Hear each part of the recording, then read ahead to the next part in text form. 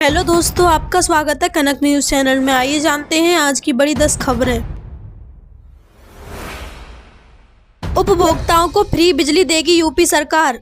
योजना का लाभ दिलाने गांव-गांव पहुंचेंगे अधिकारी। योजना का लाभ लेने के लिए किसान उपभोक्ताओं को पंजीकरण कराना जरूरी है। योजना के तहत 31 मार्च 2023 तक का बकाया बिजली बिल एक मुक्त होना चाहिए अथवा अधिकतम 6 किस्तों में पूरा भुगतान करना जरूरी है। ऐसे किसान उपभोक्ता जिन पर 31 मार्च 2023 तक का बिजली बिल बकाया नहीं है, उन्हें बिना पंजीकरण धनराशि जमा किए पंजीकरण कराना होगा। किसान उपभोक्ताओं की सुविधा के लिए मुफ्त बिजली आपूर्ति योजना में पंजीकरण की अंतिम तिथि 31 जुलाई तक ही बढ़ा दी गई है। अभी तक इसकी तिथि 15 जुलाई थी। केशव प्रसाद मौर्य को अखिलेश यादव ने दिया मॉनसून ऑफर, बोले 100 लाओ सरकार बनाओ। केशव प्रसाद मौर्य और योगी आदित्यनाथ के बीच मनमुटाव खत्म होने का नाम ही नहीं ले रहा। अब अखिलेश यादव ने केशव प्रसाद मौर्य को मॉनसून ऑफर दिया है। यूपी बीजेपी में जारी घमासान के बीच अखिलेश यादव ने एक बार फिर से केशव प्रसाद मौर्य की भूमिका लेकर चुटकी ली है। अखिलेश यादव ने एक्स पोस्ट पर कहा कि मॉनसून ऑफर 100 लाओ या 1000 बनाओ। सपा प्रमुख ने इस पोस्ट में किसी भी भाजपा नेता का नाम नहीं लिया है, लेकिन माना जा रहा है कि अखिलेश यादव की ये पोस्ट बीजेपी के पिछड़ों के नेता कहे जाने वाले केशव प्रसाद मौर्य के लिए है। केशव प्रसाद मौर्य लोकसभा चुनाव परिणाम के बाद से ही कई बार दिल्ली के चक्कर लगा चुके हैं। माना जा रहा है कि उनके सीएम योगी के बीच खाई और ज्यादा बढ़ चुकी है। बीजेपी में आखिर चल क्या रहा है? बीजेपी में चल रही है कुर्सी की लड़ाई। इससे पहले बुधवार को अखिलेश यादव ने एक्स पोस्ट पर कहा कि यूपी बीजेपी में कुर्सी की लड़ाई चल रही है। इस वजह से उत्तर प्रदेश में शासन प्रशासन ठंडे बस्ते में चला गया है। उन्होंने कहा कि तोड़फोड़ की राजनीति का काम जो बीजेपी दूसरे दलों में करती थी, अब वही काम अपने दल के अंदर कर रही है। इसीलिए बीजेपी अंदरूनी झगड़ों के दलदल में फंसती जा रही है। उन्होंने यह भी कहा कि यूपी की जनता के बारे में सोचने वाला बीजेपी में कोई नहीं है।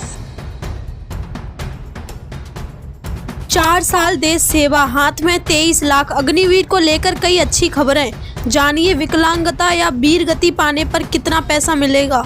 सबसे ज्यादा सवाल उठ रहे हैं कि 4 साल के बाद अग्निवीर क्या करेंगे। इस मुद्दे को लेकर अब तक central industrial security force, border security force, central reserve police force और सशस्त्र सीमा बल में 10% अग्निवीरों को आरक्षण देने का ऐलान किया गया है। लोकसभा चुनाव में अग्निवीर का मुद्दा खूब उठाया गया। चुनाव के बाद भी संसद से लेकर सड़क तक अग्निवीर मसले को लेकर बयानबाजी चरम पर है। सरकार अग्निपथ स्कीम को हर हाल में सही बता रही है, जबकि विपक्ष का कहना है कि सेना में 4 साल की नौकरी सही नहीं है, सरकार इसमें बदलाव कर। दरअसल हमेशा से सेना की नौकरी को समाज में सम्मान के नजरिए से देखा जाता है। कहा भी जाता है कि सभी को देश की सेवा करने का मौका नहीं मिलता। सरकार कह रही है कि अग्निपथ स्कीम में युवाओं को देश प्रेम बढ़ेगा।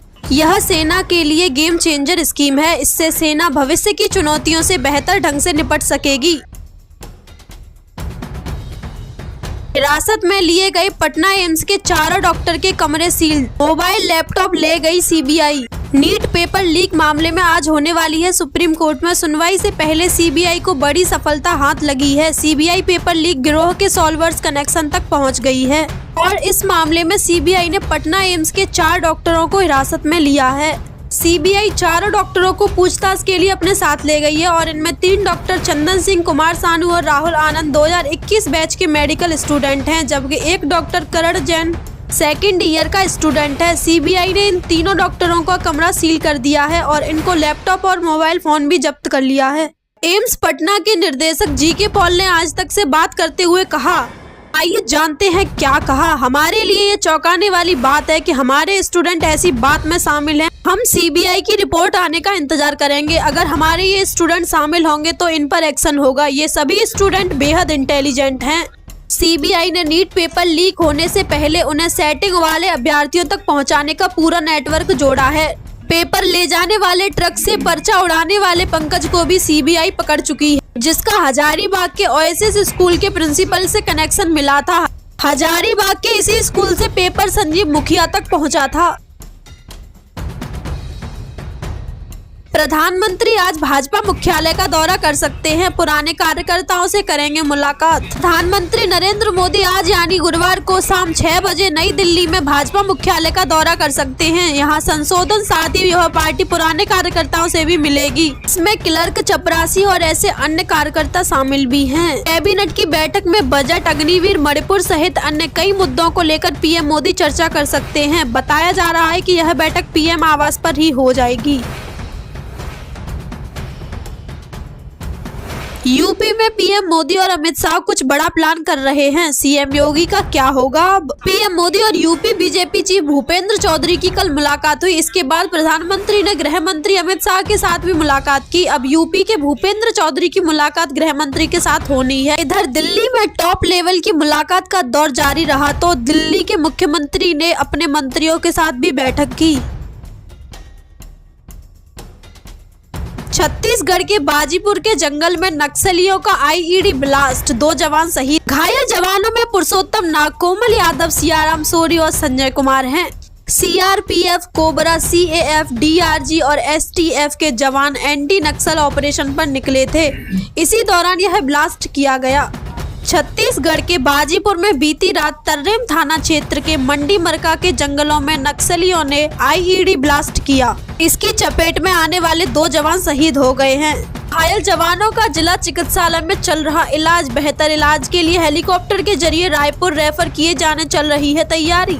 जानकारी के मुताबिक ऑपरेशन से लौटते वक्त पाइप बम में ब्लास्ट किया गया। एसटीएफ के प्रधान आरक्षक भरत लाल साहू और आरक्षक सतेर सिंह इस धमाके में शहीद हुए।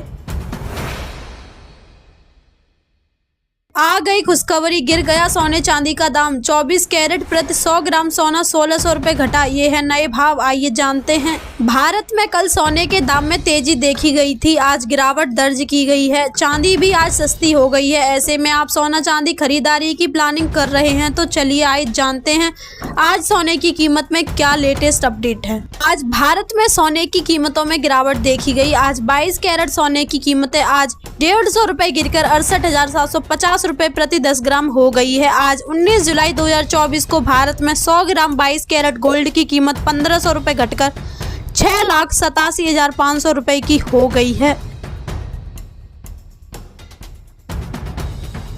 अखिलेश यादव बोले, भाजपा में कुर्सी की लड़ाई में शासन प्रशासन ठंडे बस्ते में चला गया। सपा अध्यक्ष अखिलेश यादव ने कहा, भाजपा अंदरूनी झगड़ों के दलदल में धंसती जा रही है। ये लोग तोड़फोड़ को जो राजनीति दूसरों के दलों में करते थे वही अपने दलों में भी कर रहे हैं।